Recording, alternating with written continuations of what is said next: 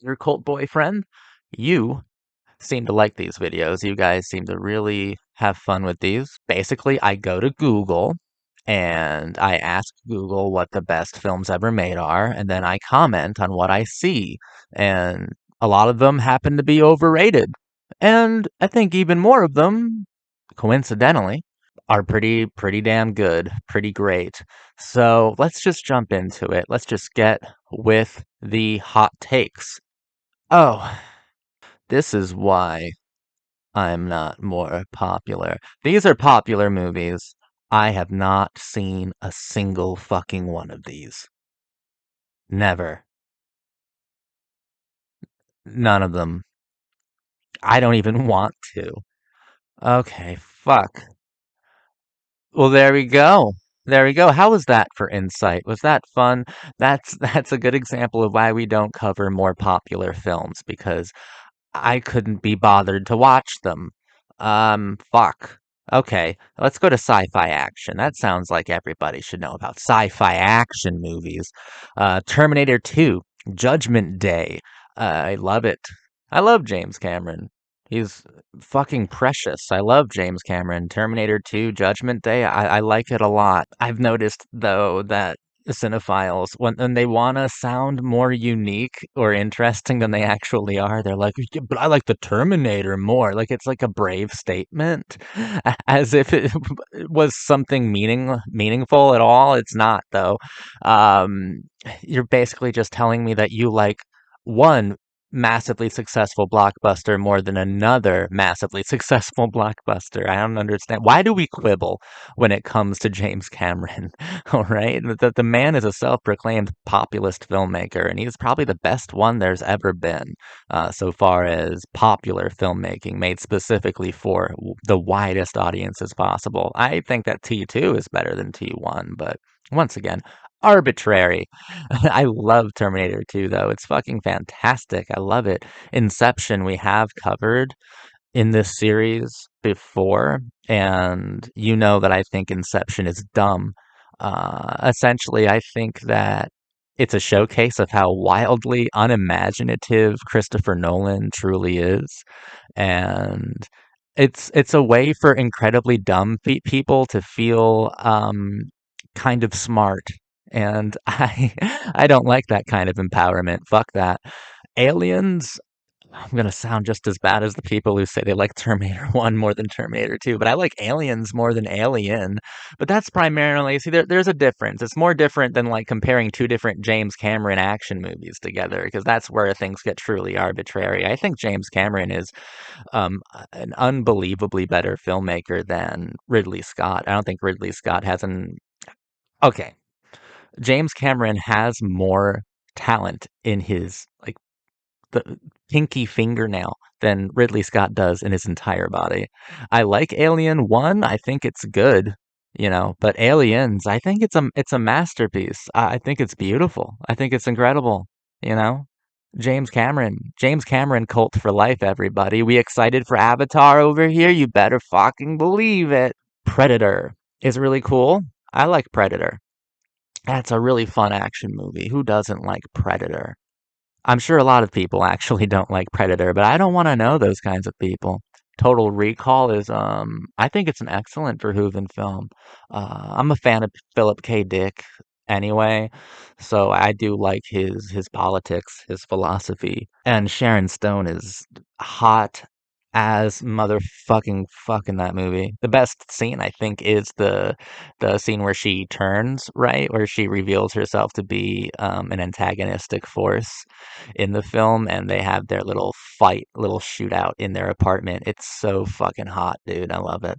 The Fifth Element, Luc Besson is a miserable, loathsome piece of shit, but I think that The Fifth Element is a fun movie. It does suffer from just normal shit, I guess. Like, I can't forgive the film for not allowing our primary antagonist and then primary protagonist to ever meet each other. Like, I don't like that Gary Oldman and Bruce Willis never come face to face. It's such a wasted and missed opportunity. And the film itself is basically, you've seen the film Heavy Metal. This is just a wild adaptation of one of the best short stories in that animated feature. I do like The Fifth Element, though. Chris Tucker is really funny, and I don't know, it is well made. There's a lot of flaws in it, and it'd be easier to love. It, I would be able to consolidate a lot of those flaws and reconcile them if Luc Besson wasn't, like I said, such a miserable sack of shit. Mad Max Fury Road, I really enjoyed. I loved it. Thrilling. Thrilling. So much fun. Fucking loved it. Black Panther, I don't like Black Panther. I don't really give a fuck about Marvel at all. But Black Panther, that's where we get into some problems. I remember, I mean, probably even to this day, it's a huge like a political it's emblematic of a huge political moment. And I don't know why any self-respecting human being would be championing being pandered to by a massive conglomerate. I don't know why we don't why we don't call out the contrived nature of Disney, of Marvel, of these huge institutions that think that they can just get away with pandering to us to make like a very specific and elite sect of ultra rich white people fucking richer off the backs of something that they manufactured to be seen as politically brave or politically significant when it's actually just a dehumanizing effort. I think it adds to the postmodern alienation that has become the human condition in the 2020s and 2010s. Black Panther, I don't think it was made for any good intention at all. And I don't think it's a well made movie to begin with, but I just find that being sold a a political statement as a half considered product, I consider that to be offensive to me. And I don't know why so many people are just fucking throwing their backs out trying to defend a huge corporation like Disney. I have no idea why, but you're cowards if you are doing that. Let's go to buddy cop crime movies. Uh, just to further annoy any ACAB people who might be in my audience. Training Day is really cool, actually. It's not like some sort of masterpiece or whatever, but dude, Denzel brings it. Denzel kills it, slays that fucking movie. And Eva Mendes is hot. I like to pretend that I do good film criticism, but really it just boils down to girl was hot and bang bang, King Kong, nothing on me, motherfucker. Point Break. As we covered in the last video, the new rule for the channel is that you always side with Swayze. And Point Break is fucking beautiful. Catherine Bigelow slayed it. Killed this movie. I love Point Break. I think that's saying far more interesting political things than Black Panther ever could. A group of like new age brainwashed neo-Buddhist motherfuckers with the masks of dead presidents go and rob banks to fund their like their sui maxing like their suicide drive to ride the most epic waves possible. That is so much more politically engaged for me. Dirty Harry, I've seen, and I think it's massively overrated. I hate Dirty Harry. It's fucking boring. It belongs in a fucking graveyard. We should just forget about that movie. Narc. Um, I'm assuming this is because this isn't like a good movie. It's not. I'm assuming that's featured here because sadly Ray Liotta has passed away. And uh, I love you, Ray. May the angels take you in kindly. He's in Narc, and he's great in Narc. It's just a bad movie. Ray Liotta didn't have the best career possible, but he was able to shine in spite of that several times, and that should speak to his considerable talent. 21 Jump Street, like, it's funny. People praise this movie way too fucking much. I think I actually think the film is too much. I think it's maximalist. I think it's super excessive. But it is funny. I just will never need to watch it again, nor did anyone need a sequel to it. Lethal Weapon. I love Lethal Weapon. Lethal Weapon fucking rocks. I actually like Lethal Weapon 1, Lethal Weapon 2, and Lethal Weapon 4 quite a bit, with Lethal Weapon being easily the best of the series. I love Lethal Weapon. Mel Gibson fucking nails that role. So does Danny Glover. Gary Busey, motherfucker, Mr. Joshua, one of the greatest action villains ever. And I would actually call Lethal Weapon underrated, because there's a large part of me that thinks it's better than Die Hard. It thinks it's better than a lot of the films that it seems to be um, living in the shadow of. I think that Lethal Weapon is a lot better than most people give it credit for. Just about everything about it is kind of perfect. For what it is, for it being a buddy cop action movie, it's the template, honestly. It's very good. I think more people should investigate it. It might be worthy of an actual analytical discussion. I don't know. I'm not going to do that, though. I'm just going to hopefully influence someone else to do it. I would watch a 2 hour analysis video of Lethal Weapon. Fuck yeah, you got an instant subscriber if you do that, guys. Someone do that out there. Midnight Run, I don't like, not thrilled by, no, no, no, bye, bye, bye, next. The Nice Guys is hella fucking overrated. The Nice Guys is so overrated, dude. Like, it's good, and this is might be my bad. I saw it a couple of years after it had already been heralded as like the savior of fucking movies. I would have rather seen Kiss Kiss Bang Bang. Kiss Kiss Bang Bang is really fucking funny. And I think that's the last time we saw the true Robert Downey Jr. And considering Val Kilmer's battles with his health, uh man, Kiss Kiss Bang Bang is kind of bittersweet, but sweet in the best, most morbid possible way. Both Val Kilmer and Robert Downey Jr. are incredible in Kiss Kiss Bang Bang. That was before Robert Downey Jr. just embraced the tried and true format of the product of Robert Downey Jr. It's when he actually possessed soul.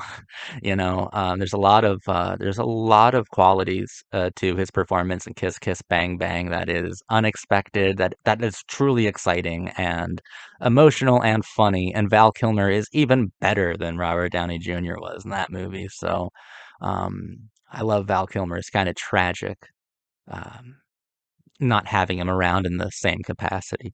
Let's go to romantic fantasy movies.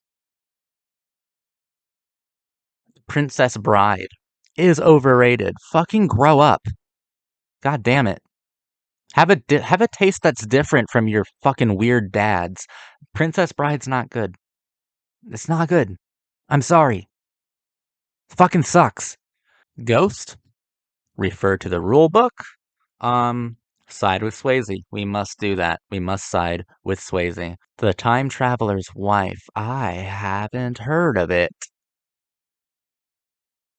Is that Eric Bana? Rachel McAdams? I never fucking heard of that in my life. Twilight. I love Twilight.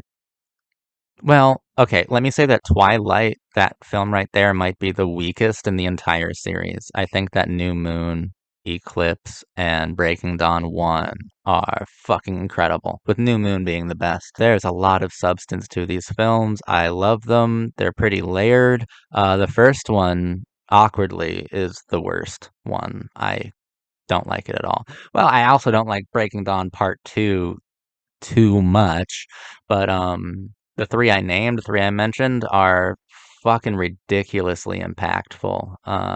Twilight, come on, it identified romantic expectations both cinematically and in our lived experiences for a whole generation of young girls, and it'd be foolish not to investigate those romantic themes closely. You'd be a dishonest person if you didn't try to honestly engage with it, because it's honestly super provocative and mesmerizing in a lot of different ways. 13 going on 30, like, I've only watched it once, and that was in theaters. And I was there on a date. I don't know when this movie came out, but I want to say it was in middle school, barely, maybe. And I just made out the whole time because I'm fucking, Mr. Steal Your Girl, baby. I'm fucking Pussy Slayer 3000. I mean, honestly, that is what I did, though. Like, I just made out with my date the whole time. So I have fond memories of 13 going on 30 because that was also like one of the first times, like, I was on a date that was like that. So I remember, you know, um all of the like the roller coaster of emotion of like almost touching her hand and then like, oh, do I go in now, and then once you start you don't stop. Free spirit ain't got no brakes. I so like I have fond memories of it. I don't know what it is. I mean, I know what it is, like some magic fucking thing, a 30-year-old 13 whatever body, time travel, Mark Ruffalo. See, I clearly know what it's about. I just have more personal memories, I guess, attached to it. I'll never watch it again. But I mean, if it was invented to be a date movie for teenagers, successful. You did it. Thank you. Jennifer Garner, the best wingman you can ask for. Edward Scissorhands is a masterpiece. Tim Burton is one of the most consistently interesting premier auteurs that America has ever seen. And Edward Scissorhands is one of his greatest films. I love Edward Scissorhands. Beautiful work, Tim. Enchanted. So fucking annoying, wasn't it? That was so fucking annoying. Fuck that movie. Eternal Sunshine of the Spotless Mind. Okay, so it is good, but I remember that came out and it came to the same theater. I grew up in like a small town in Vermont, and they only got one movie a uh, like a week. Like one movie was playing, and I remember on that one, not only was I like baked super fucking high, but I was there alone and I had just broken up with a girl. I don't know if it was the same girl that was featured in my story about 13 going on 30, but it was a girl. And I was sitting there high out of my mind at like 13 or 14 or some shit. And just losing it to this weird Michel Gondry Kaufman fucking universe. It's a great film, but it was a bit too intense for my 14-year-old pot-addled heartbroken brain at the time. Um, where do we want to go now? We don't really have too many other places we can go. Ba, ba, ba, ba, ba, ba, ba. Let's go to comedy horrors. Evil Dead 2 is really good, really funny. Evil Dead 1, a lot better. Because Evil Dead 1 is scary. Evil Dead 2 is just funny. I was scared of Evil Dead 1 when I was a child. That one, like, I think it was like Ash's girlfriend when she turned into a deadite. It was like, I can't fucking do it. I'm gonna edit that out probably because it's embarrassing, but she just does a high pitched laughter and a huge smile the entire fucking time. That gave me nightmares, that image. Evil Dead 1 is scary. It's unending, it's anarchic, it's gory, and it gave me nightmares. Evil Dead 2 just taught me how to cheer with horror movies, whereas Evil Dead 1 taught me how to gasp. Ready or Not, haven't seen it. Can't speak to it. I've heard good things.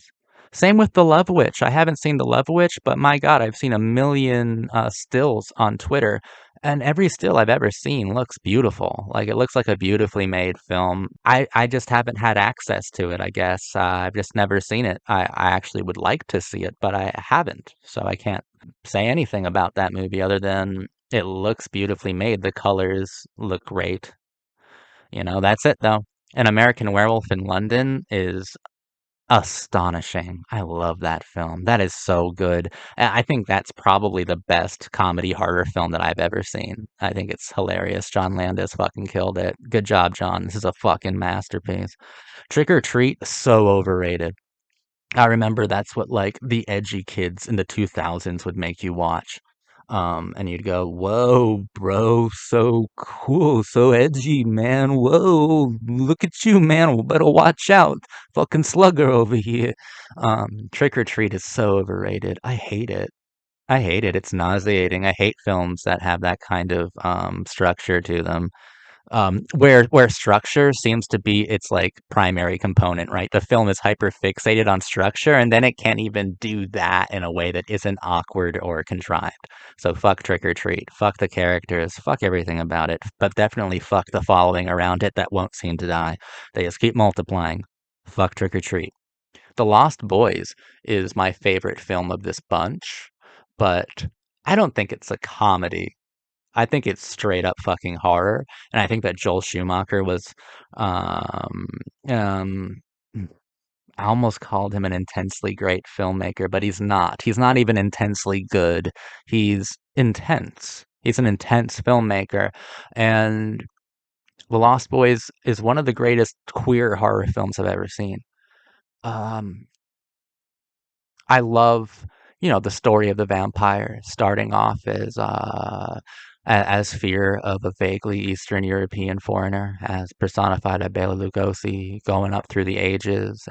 The vampire is transformative. It's always shifting. It's always changing. And when the '80s came around, it was a sexually androgynous and promiscuous type of fearful archetype. It was gay coded completely, especially since the AIDS epidemic was shattering the world, was shattering America, was breaking hearts and ruining lives. There was something wrong with our blood, and it was transferable. You could be changed. And it's about being interested in a certain kind of seemingly self destructive lifestyle, but it's a super sexy lifestyle. It's renegade and it's dangerous. It's just fucking sexy. And The Lost Boys is a sexy fucking vampire film with a lot of queer undertones that I think are gloriously conceived. And and it's not as if Joel Schumacher doesn't have any eye for the straight gaze. I mean, Jamie Gertz is star, dude. Fucking one of the sexiest women ever, dude. But where it gets really fascinating is the kind of erotic energy between Michael and David. Oh my God, I almost forgot him. Dude, Kiefer Sutherland is one of the greatest vampires ever on film. I will go and chastise myself for almost forgetting David's name. But the erotic energy between those two is the most interesting component of the film, and it's what has allowed it to be eternally beloved, and it deserves even more love than it already has. Their their psychosexual dynamic is to die for, literally. The Cabin in the Woods. I'm a big Joss Whedon fan, in spite of Joss Whedon also being a fucking bitch. But Joss Whedon is a genius nonetheless. And The Cabin in the Woods is a really fascinating, hyper deconstruction, hyper satire of horror tropes, of horror uh, thematics of of everything about the genre, right? It's fascinating. I inevitably will end up talking about the cabin in the woods in the future. Not sure when. Could be tomorrow. Could be 10 years from now. This could just be a fucking lie. But the cabin in the woods is definitely the kind of horror film that I like to discuss on the channel. It's postmodern, but The Cabin in the Woods is unique in that it's also genuinely like it's maximalist as well. It's genuinely excessive, and I think deliberately so to make such a loud statement about the sacrificial qualities that fuel these um, these horror films and the hyperfixation surrounding them. Reanimator fucking rocks. I love Reanimator. Fucking so good, dude. It's so good. Love Reanimator. Reanimator's great. Jeffrey Combs for life. Jeffrey Combs once shared a video of mine. He is now a friend of the channel. True story. He did. It was pretty cool. I actually think that's it right now, though. I provided some hot takes. I think I even, dare I say it, I provided some fucking insight for you to munch on, for you to just think about, for you to just chew on while you're waiting patiently for the next Your Cult Boyfriend video. I want to thank you for watching me. My name has been Zach. This has been my Scream 2 shirt. I'm gonna blame the movies. Love it. I love it. Go more of it. I'm surprised we didn't see any Kevin Williamson anywhere there. Not that, not that I haven't talked about him endlessly, but I like talking about him. It's a compulsion now. Thank you for watching. In the comments, leave your thoughts on these movies. I always like to read them. So, thanks.